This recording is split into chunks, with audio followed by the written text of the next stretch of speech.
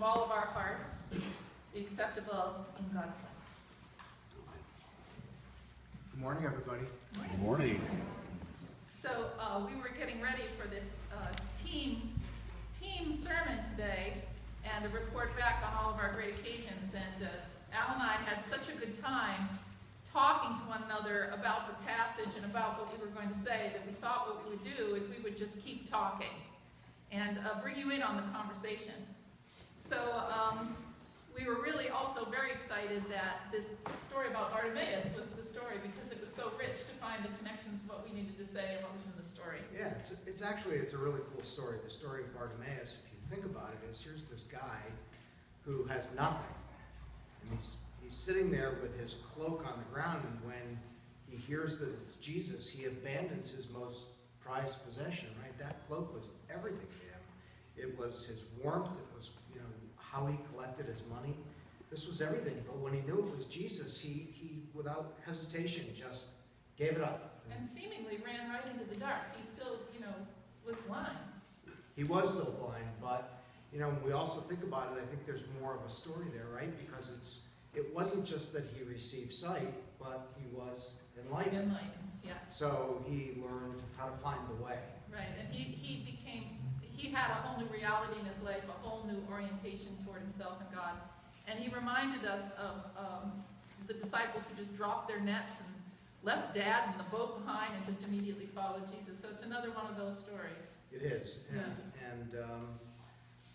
it makes you have to kind of question us all, and we have to think about giving up the security of our perceived cloaks, right, and what we're going to give up to truly empty ourselves and bring ourselves before Christ and accept Christ. That's right. And when we were talking about this amazing grace story, great choice.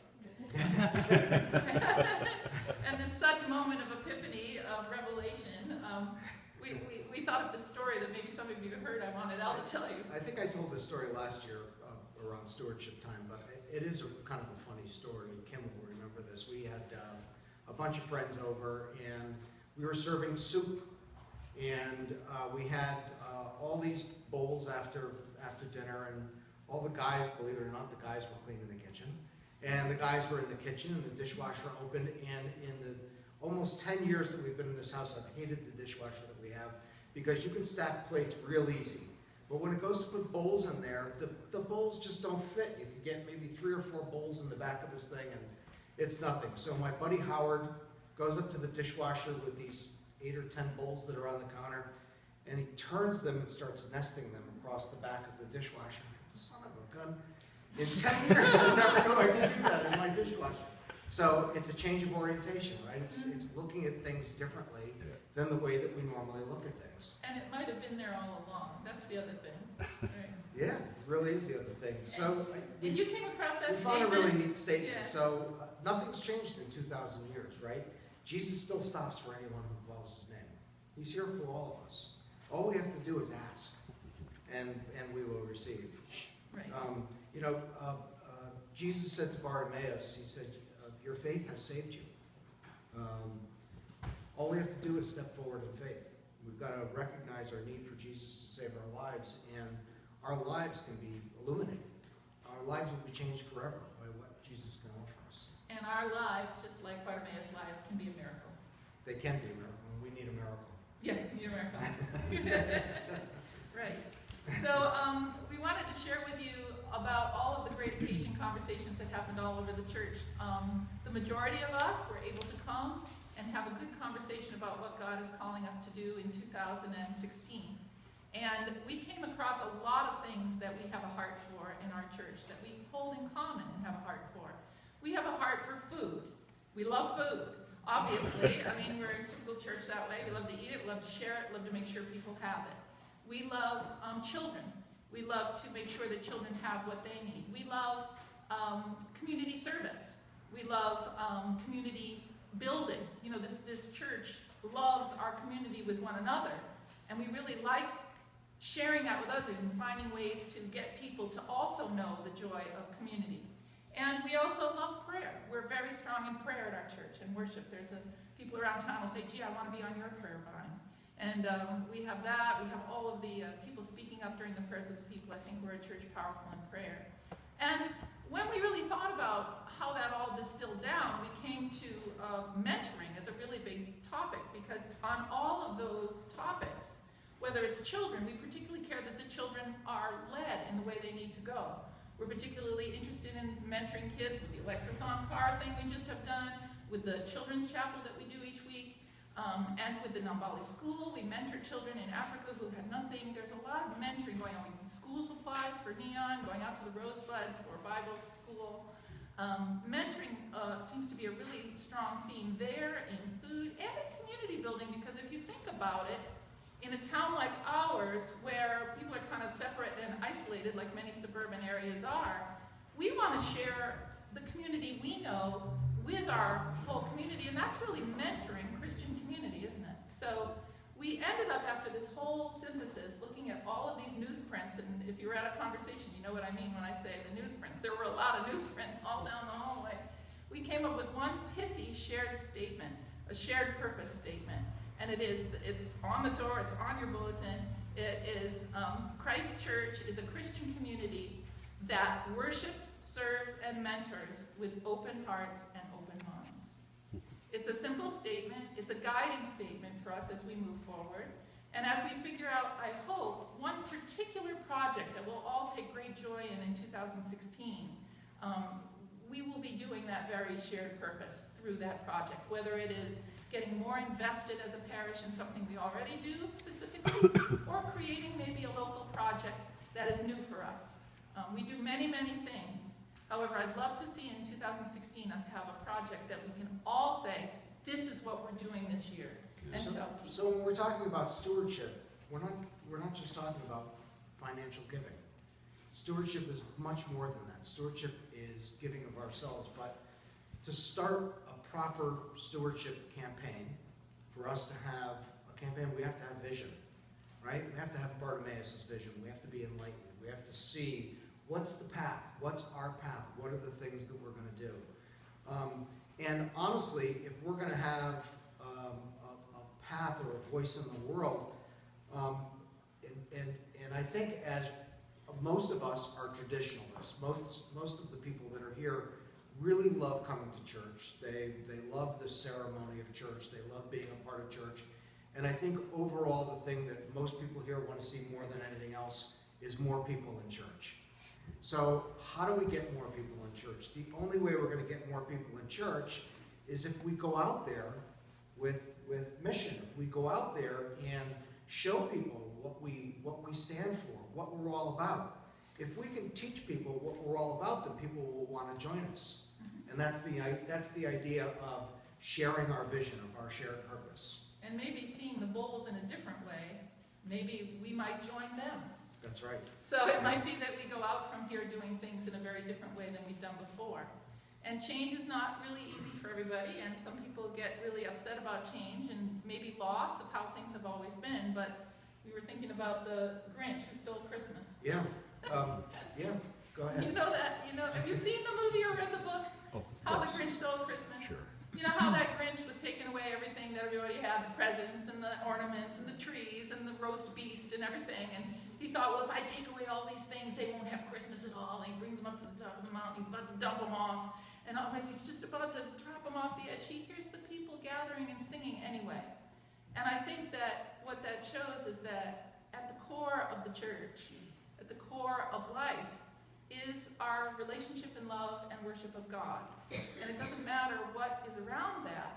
That is the well. That's the best baptismal pool around which we gather, whether that's here or somewhere out in the world. And it's always there, no matter what. The story of Bartimaeus also reminds us that the church, this church, it's a gift, right? No one deserves it. No, it's not something that anyone deserves. It's not something that anyone has earned or is entitled to. This church, all of us gathered together, all the people that are here that love one another, this is a gift from God. The people that are here are all special, and we all care a great deal about each other. This is a very unique place that almost everybody knows almost everybody else. That's a gift from God, and it's our responsibility to carry this forward, to move this forward for the new for the next generation. Mm-hmm. And it also is something that talks about this whole story. We were thinking about the theme of trust, about how Bartimaeus trusted that Jesus could do something for him. Bartimaeus trusted that he could find his way there if he just jumped up and ran in the dark. Bartimaeus trusted in Jesus' salvation of him and ended up changing his whole life about it. And we talked about trust. We did, and we talked about how we have to trust each other, right? This is about trusting that God will help us. It's trusting that we have faith in each other, that we're all going to lift this place up. We're Even going in to the work winds of together. change, right? Even in the winds of change, that we have to work together to lift this place up. It reminds me of a great story. It was a story of my middle son when he was quite young. He was 4 or 5 years old, and he started crying in the middle of the night, which he had never done before. And so either Kim or I would get up and we'd console him, and he'd go back to sleep. And this went on for 3 or 4 nights, and every night it got worse. And every night, either Kim or I or the both of us would go in there and console him. And that final night, it was like blood-curdling screams. He was just terrified that there was something outside his window, and we lived in a colonial. Something outside his window was going to come in and get him. He was just terrified. And the next day, Kim and I just didn't know what to do. We just didn't know what to do. And I had this little head of Jesus that my uncle had given me, who was a brother of the Holy Cross, or brother of the poor. And we hung it on the wall in Maddie's room. And that night, we tucked Maddie in, and we said a prayer. Both of us crawled into bed with Matt and said a prayer with him, and told him that Jesus would protect him. Well, Maddie didn't cry that night. And the next morning, I don't remember if it was Kim that called us into the room or if Maddie called us into the room, but we all went in the room, and there was an early frost that morning, and there in all the frost across all the windows in Matthew's room was little crosses. And it was an amazing experience, and we trusted God. We trusted in our faith to protect Matthew, and he was protected. So we have to trust one another, right? That's what we're here for. We're here together in Christ to trust one another, to work with each other, to move this place forward. And in the way churches are these days, to actually move into the dark like Bartimaeus did in trust toward Christ.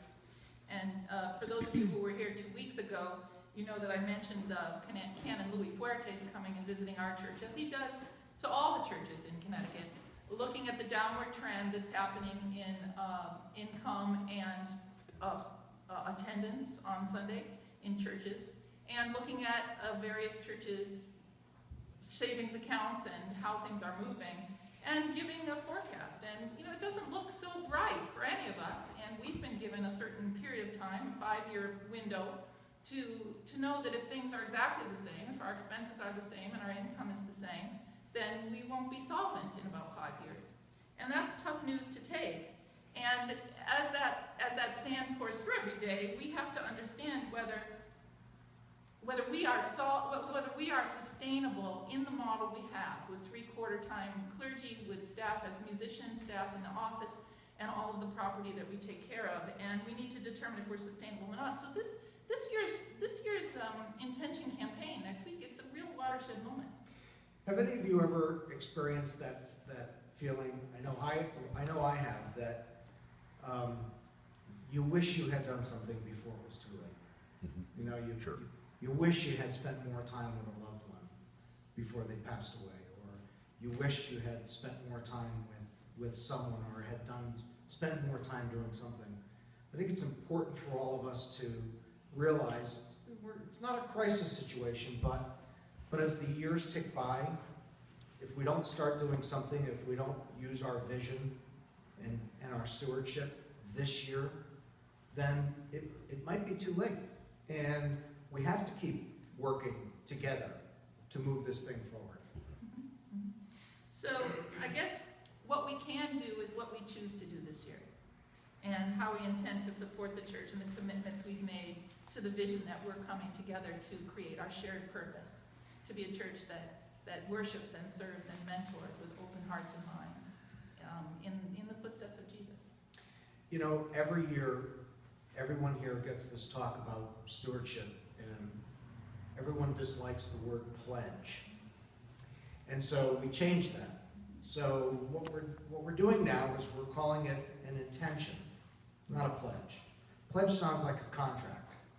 We don't want anyone to feel like they're entering into a contract. What we want you to do is think about in your heart, with trusting in God and trusting in everyone here, in your heart, how much can you really give? What do you think you can do? And that's your intention. Joyfully. Joyfully.